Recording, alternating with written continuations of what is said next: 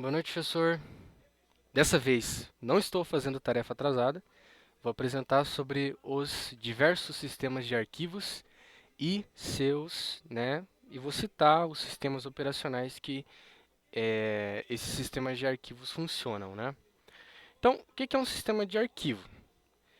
É, ele é uma estrutura que deixa bem claro como que um arquivo deve ser gravado e lido pelo sistema operacional do computador, tá?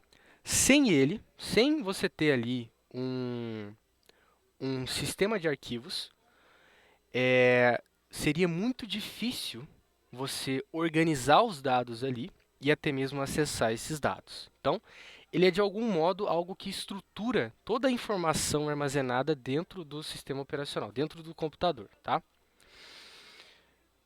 Dos primeiros aqui que eu vou falar, a gente tem o sistema de arquivo FAT, tá? Que significa File Allocation Table, que ele funciona, suas diversas versões, o 16 e o 32 funcionam ali, foram criados ali por MS-DOS, Windows 95, essa versão OS R2 e também o Windows 98, tá?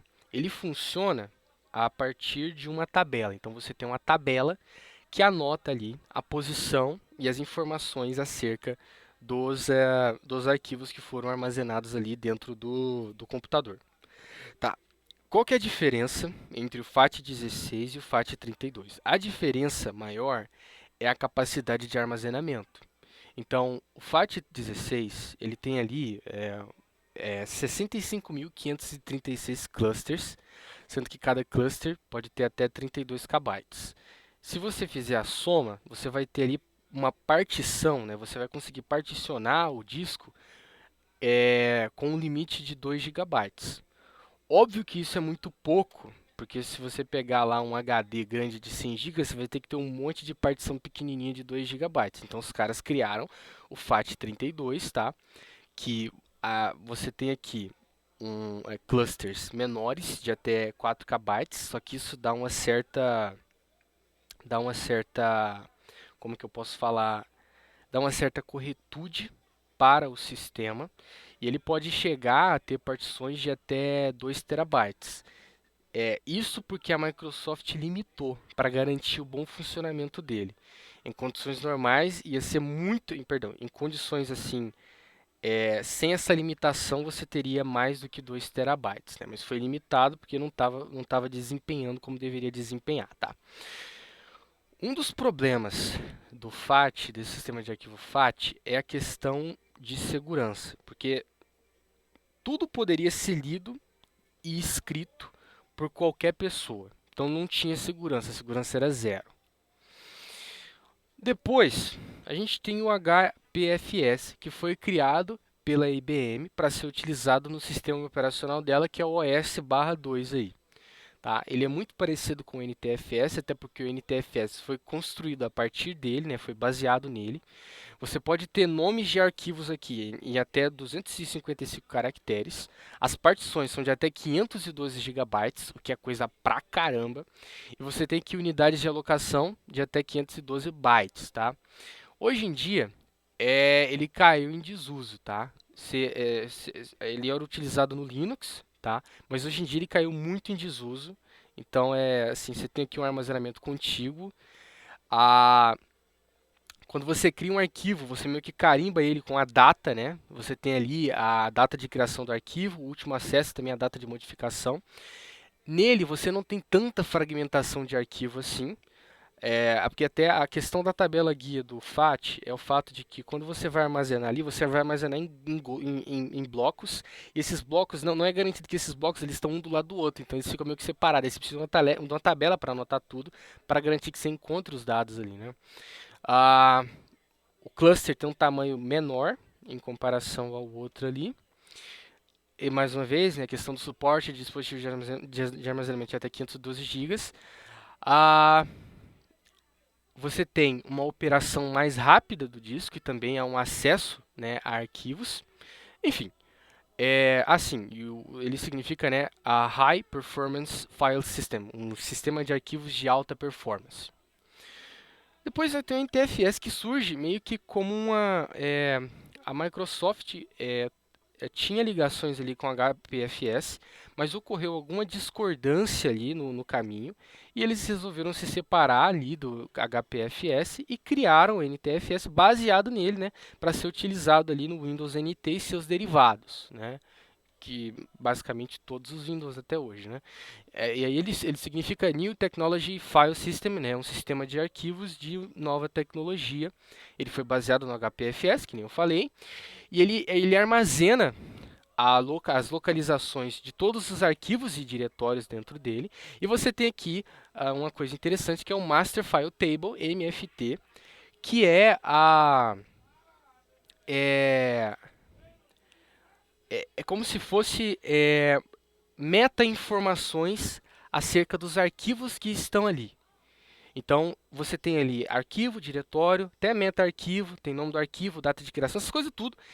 E você armazena essas coisas como se fossem metadados. Isso auxilia na hora de indexação, de você pesquisar essas coisas, né? Ele é todo feito, a sua construção ali, ela é feita com base em árvores B, e ele tem um diário de sistema que garante a integridade dos metadados do sistema de arquivos. Então é meio que um diário que anota ali, é tipo um log de viagem, onde você anota ali o que está acontecendo, e isso garante que os dados, os metadados estejam íntegros, estejam ali, né, corretos no sistema de arquivos, tá? SA é sistema de arquivos. Ele tem uma maior confiabilidade em comparação com o sistema de arquivos FAT, e ele tem segurança, tá? Em relação ao FAT, ele tem uma segurança maior. Até por causa disso que eles usam mais ele hoje em dia, né? Em caso de falhas, existem outras características dele, mas em caso de falhas, por exemplo, acabou a energia, o NTFS ele é capaz de reverter os dados à condição anterior ao incidente. Então você recupera as coisas, né, se acontecer algum problema ali. Aí agora tem o EXT2, o EXT3 e o EXT4. Acho que não é assim que fala, mas ele é um Linux File System, né? Vamos lá. O Linux File System, o sistema de arquivos do Linux, é uma coleção estruturada de arquivos em uma unidade de discos ou partição. Então, o Linux tem um sistema de arquivos e ele suporta essas coisas aí, ext2, ext3 e ext4, tá? O ext2 é um segundo sistema de arquivos estendido, ele foi criado ali em 1993, ele não tem registro de diário, tipo aquele log de viagem do NTFS. E hoje em dia ele é muito básico, bem portátil. Hoje em dia ele é utilizado em cartão SD ou então pendrive, né? Ninguém usa mais pra outra coisa, né? Se bem que eu nunca achei um pendrive que use isso aqui, não. Se bem que não deve usar, eu que tô doido da cabeça. ext3, que é o terceiro sistema de arquivos estendidos, o outro era o segundo, né? É usado no Linux, né? Não muito, né? Tem Linux que usa aí, mas enfim. Ele, diferentemente do outro, rastreia alterações, você tem um diário, né? E uma indexação de grandes diretórios, e ele usa menos energia da CPU. Ele é ele não gasta tanto, né? Aí você tem o ext4, que hoje em dia é o sistema de arquivos que a maioria das distribuições do Linux utilizam, e ele também suporta o Windows, o FreeBSD, o macOS e o Colibri OS, tá? Ele pode suportar um tamanho de volume de até 1 EB. Eu acredito que 1 EB deve ser grande pra caramba, porque eu não sei o que é, então deve ser muito grande. E suporta também arquivos únicos de até 16 terabytes com tamanho padrão de bloco, tamanho de bloco padrão de 4K. Então, assim, ele é chuchu beleza, tá? Ele é muito bom e até tem umas comparação entre o 2, o 3 e o 4. Na dúvida, pega o 4. Agora, a PFS. Então, parece que em 2017, a grandiosa Apple, que está lotada de gênio, resolveu criar, né? Ela já tinha um próprio sistema de arquivos próprio lá, só que ela resolveu atualizar ele e criou o Apple File System, que é o APFS. Tá? Ele é um sistema de arquivos que foi criado pela Apple para as versões mais modernas do macOS, né? Ele também é utilizado no iOS, no iPadOS, no watchOS e no tvOS. Tudo a Apple tem esse troço hoje em dia. Ele adicionou algumas coisas interessantes, né? Que é a questão do clone, eu não sei exatamente como que o clone funciona, mas é um jeito de você copiar o arquivo. Você copia um arquivo, só que você não duplica ele, entendeu? Você tem ele copiado, só que ele não ocupa mais espaço, tá? E tem os snapshots, que é como se fosse o arquivo, só que ele é só para leitura, tá? Você não pode escrever nele. E isso, por algum motivo, ajuda na segurança. Na segurança eu entendo, né? Porque você não pode mexer nele, né? Mas por algum motivo isso ajuda na rapidez e na segurança aí para quando você tem que recuperar o arquivo de backup. Porque você só pode ler ele, né? Não precisa fazer mais nada. Ele tem um sistema de containers e o espaço disponível ele é alocado dinamicamente entre os volumes. A desvantagem dele é que ele não é compatível com as versões anteriores ao macOS. Obviamente tem outras desvantagens, né? Mas essa aqui que eu achei mais simples de falar. Ele foi criado assim especificamente para lidar com SSD, né? E ele é considerado,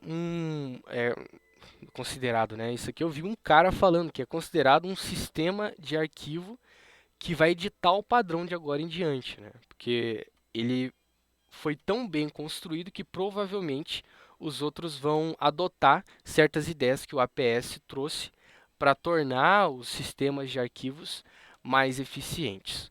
Muito bem, essa foi a minha apresentação. Eu peço perdão por qualquer coisa e eu agradeço a atenção do senhor. Boa noite.